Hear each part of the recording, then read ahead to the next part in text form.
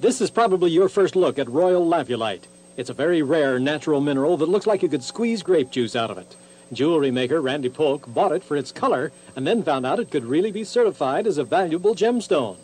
A small pocket of the stuff was found in a manganese mine in South Africa, and a few pieces were simply sold as unusual mineral samples. People thought it was pretty, and it probably was suspect because it was so beautiful. It just didn't seem possible that it could be naturally that pretty. So I think people passed over it kind of lightly. The serious people couldn't believe it, and the others didn't know. Randy and his wife Janie have been making high-fashion jewelry for several years. They like to match the colors in their work to the color trends in clothes.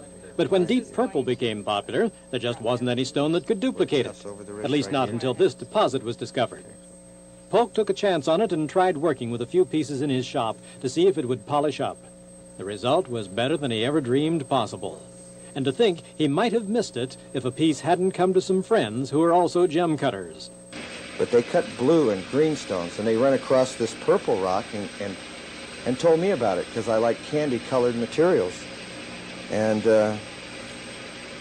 they gave me the name of the people they knew that had it, and I called them and asked for it all. And after a lot of negotiation, we got it all. And we've made really pretty jewelry out of it. Piled up at the swimming pool, it looks like artificially colored rock, but the laboratory tests say otherwise. Labulite is the commercial name the Polks have given to the stone. To a geologist, it would be called sugilite. It's a combination of lithium, aluminum, titanium, and zirconium in a silicate form. But jewelry is obviously its most beautiful form. The stone is not as hard as a diamond, but hard enough to be faceted as a gem or cut and polished for beads or inlays. A handful of other jewelry makers have been allowed to experiment with labulite in their own designs. All of them have found it easy to work with and spectacular in its beauty. In a way, it seems a shame there isn't more of it. Maybe there is, hidden somewhere in the earth.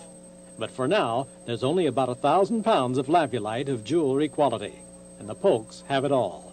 It's no wonder Janie and Randy are talking about a fairy tale come true. They're about to introduce what may be the rarest jewels in the world.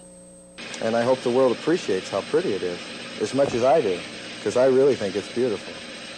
Except for a few small pieces, we're told that this is the world's known supply of labulite, so it certainly is rare.